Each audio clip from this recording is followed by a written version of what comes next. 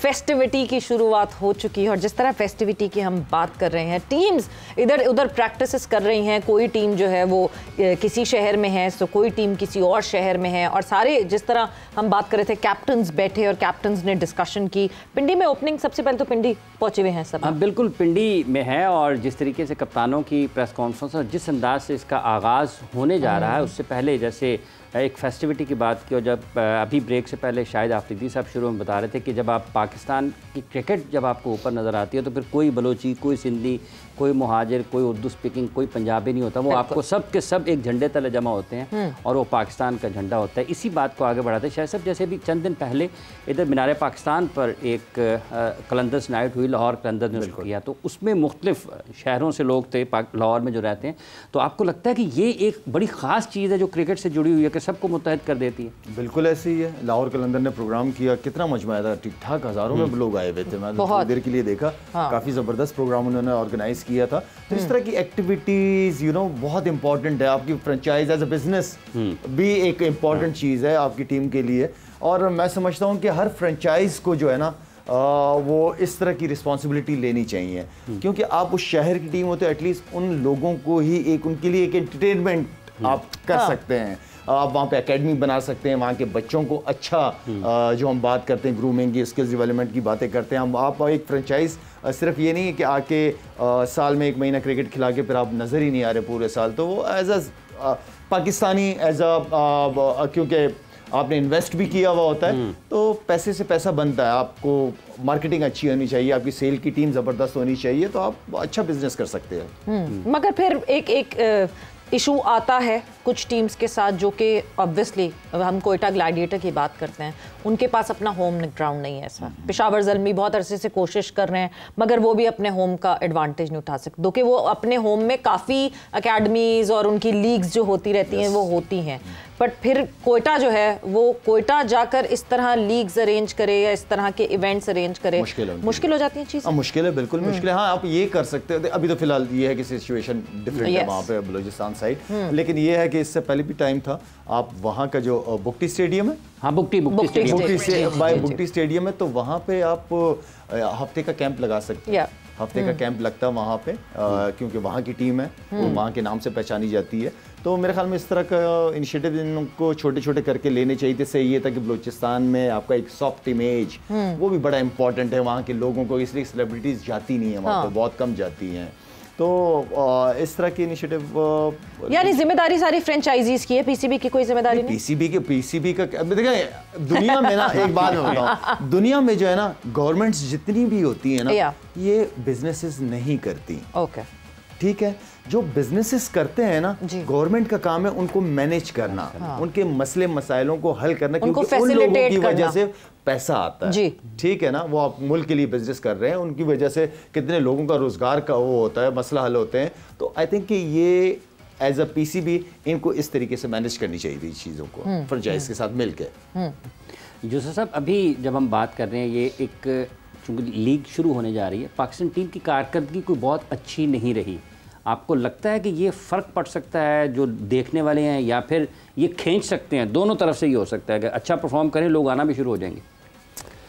देखिए काफ़ी डिसअपॉइंट हैं लोग, इसमें कोई शक नहीं है। जिस तरह की क्रिकेट पिछले 1-1.5 साल से खेल रहे हैं उस वजह से काफ़ी लोग परेशान भी हैं, डिसअपॉइंट भी हैं, और हो सकता है कि इसमें नज़र भी थोड़ा सा आ जाए उनका। लेकिन ये है कि अगर हमारी लीग पिछले 9 साल से तो बहुत ज़बरदस्त चल रही है, अभी भी इस बार भी बहुत अच्छे मैचेस होंगे, लेकिन जो चीज़ें होनी चाहिए, जिस तरह प्लेयर निकलने चाहिए, वो डोमेस्टिक से या हमें पीएसएल से वैसे निकल नहीं पा रहे।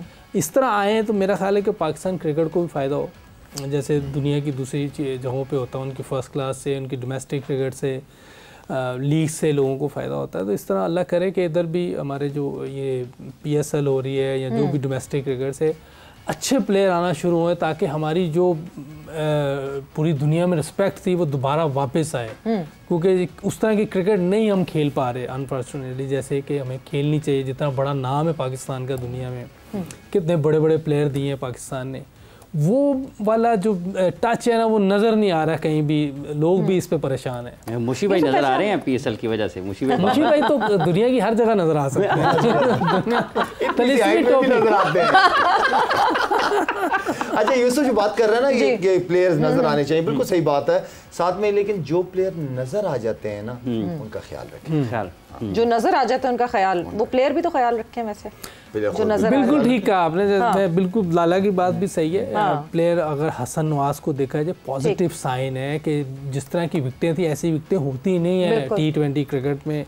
मेरा ख्याल ICC से बात भी करनी चाहिए क्रिकेट बोर्ड को भी, ऐसी विकेटें नहीं होती। जो बाउंस पहले मैच में था वो टेस्ट क्रिकेट में भी ऐसा नहीं होता कि वो बॉल फ्लाई कर रहा था। और पॉजिटिव साइन ये है कि हमारे जो यंगस्टर हैं, हसन नवाज है या वो जो हारिस लड़का है, इन्होंने कोशिश की है वैसा ब्रांड खेलने की जैसे दुनिया खेल रही है।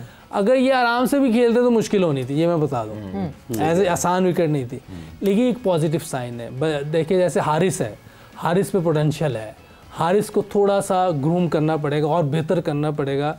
वो ऑफ साइड पे उसको थोड़ा सा बेहतर करना पड़ेगा क्योंकि वो कोशिश करता है। वो ऐसा प्लेयर है कि वो ऊपर भी खेल सकता है, वो नीचे भी खेल सकता है, ठीक, और उसमें पोटेंशियल है। जैसे हसन नवाज है, ये भी एक अच्छा साइन है। 100 किया उसने, चीज़ें बेहतर करनी पड़ेगी। थोड़ा काम किया, थोड़ा और करेंगे सारे, इनके साथ काम करने से ये बेहतर हो सकते हैं। सलमान अली आगा, हमें उसमें बहुत ज़्यादा पोटेंशियल है, उसने बहुत ज़्यादा अपने आप को इम्प्रूव किया है।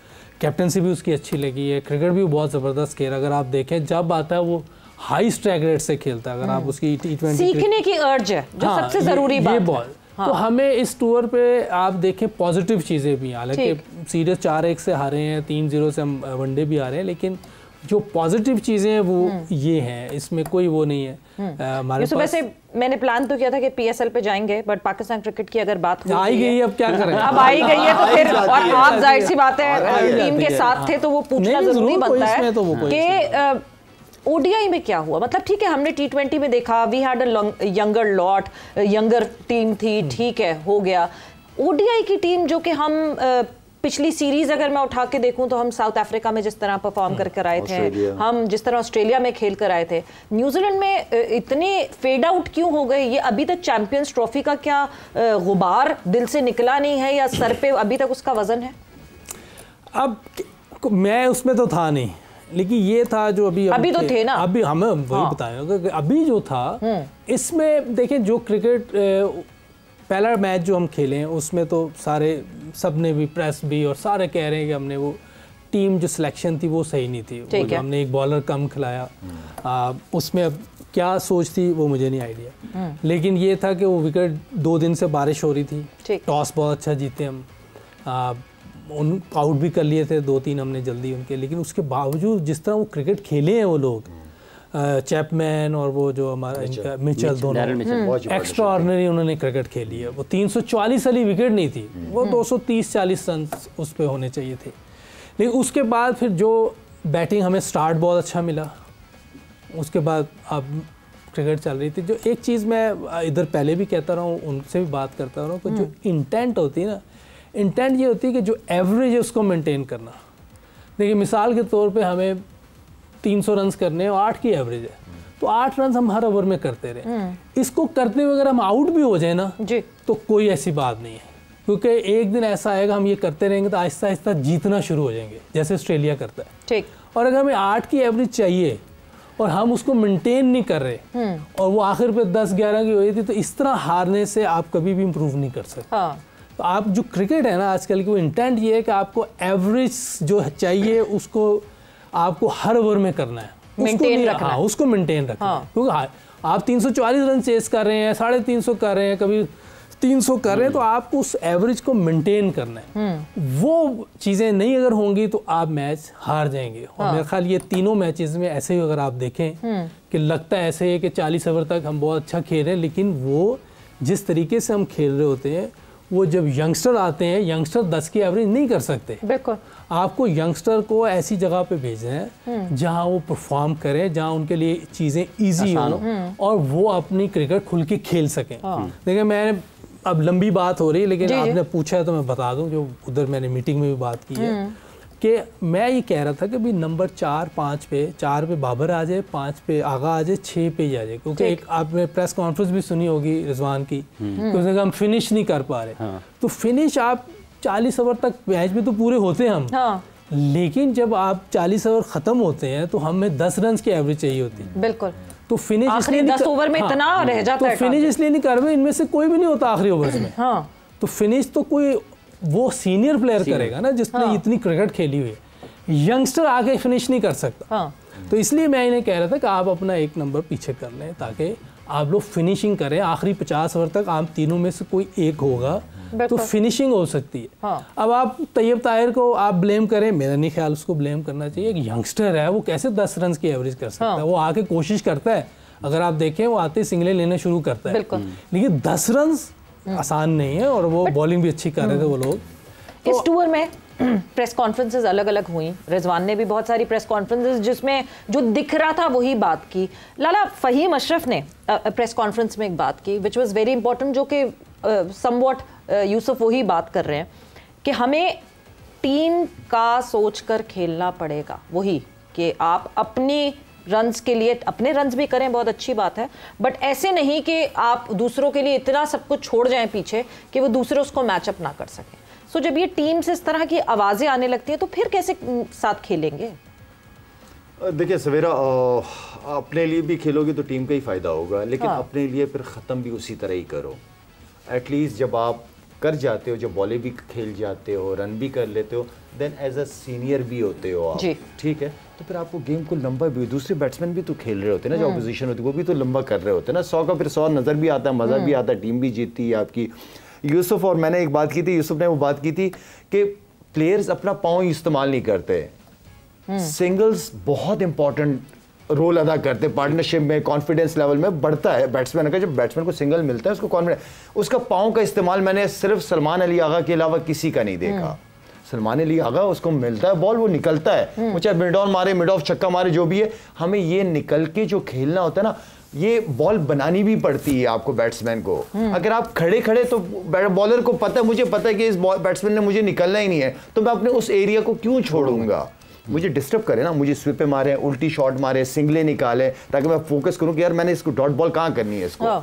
हमारे बैट्समैनों में, खैर यूसुफ आपको बेहतर बताएगा, वो चीज़ मुझे मेरे अपने बैट्समैन, जेन्युइन बैट्समैन जो हमारे मेन बैट्समैन हैं, उनके अंदर वो चीज़ नज़र नहीं आ रही। अब क्रिकेट बहुत आगे चल चुकी है, अब आपको गेम चेंज करना पड़ता है वक्त के साथ। अब आप 7 साल 8 साल 9 साल पुरानी वाली क्रिकेट नहीं खेलोगे।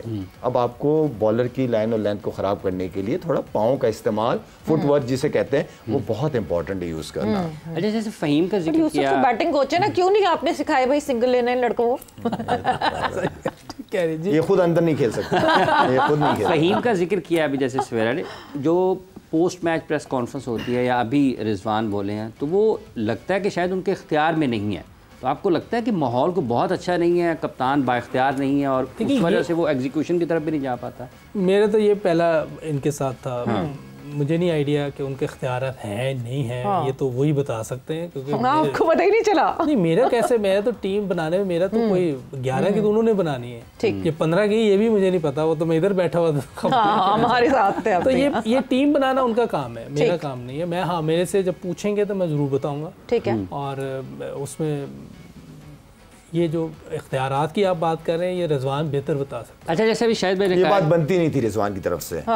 ये अच्छा। अगर टीम की अंदर की बात है तो आप अंदर ही रखें और उनके साथ डिस्कस करें। कल क्लैरिटी दी उन्होंने थोड़ी सी इस बात पे, कल उन्होंने थोड़ी सी क्लैरिटी दी इस बात पे कि मैं तो बात कर रहा हूँ कि सेलेक्टर्स की अपनी वो है, वो अपनी मर्जी की टीम सेलेक्ट करेंगे। थोड़ा सा जरा उन्होंने उस बात को उस तरह क्लियर किया कि हाँ, अच्छा, खैर बात बनती नहीं थी, ठीक है। आप कप्तान हो, कप्तान लीडर होता है, ठीक है ना। ऐसा नहीं होता कि या तो फिर आप, मेरा मतलब है, लीडर ही नहीं हो कि आपको जो कह रहे हैं वही कर रहे हो और आपको समझ आ रहा है कि वो गलत कर रहे हैं। मुझे टीम को अंदर लड़वाना है तो मेरी मर्जी का एक दो प्लेयर चेंजेस, 1-2 में ही फर्क होता है और कुछ नहीं होता। तो मेरे ख्याल में ये टीम बनती नहीं थी ना। फ़हीम अशरफ की तरफ से ये ऐसा एज अ प्लेयर जो कि तुम्हारा कम बैक है और तुमने अभी एक ही मैच में परफॉर्म किया और तुम ये कह रहे हो कि अपने लिए खेलते हैं, ये कुछ बातें नहीं करनी चाहिए, नहीं, वो टीम के अंदर ही रखें। उससे फिर आपकी जो आवाज़ वो अच्छी नहीं लगती। आप इनको कौन ग्रूम करेगा मीडिया के सामने बात करने के लिए? यही ग्रूम करेंगे जिनकी जिम्मेदारी है, और कौन ग्रूम करेगा? क्योंकि जिस तरह के स्टेटमेंट्स आते हैं और जिस तरह की वो कहते हैं ना, जिस तरह की लूज बॉल आती है, वो इस तरह फिर वो नजर आता है ना कि टीम के अंदर माहौल नहीं है। हाँ। एक तो आप जीत भी नहीं रहे, फिर माहौल भी अंदर नहीं है। तो भाईजान जिस तरह जीत में एक हो ना, हार में भी इसी तरह एक ही हो फिर।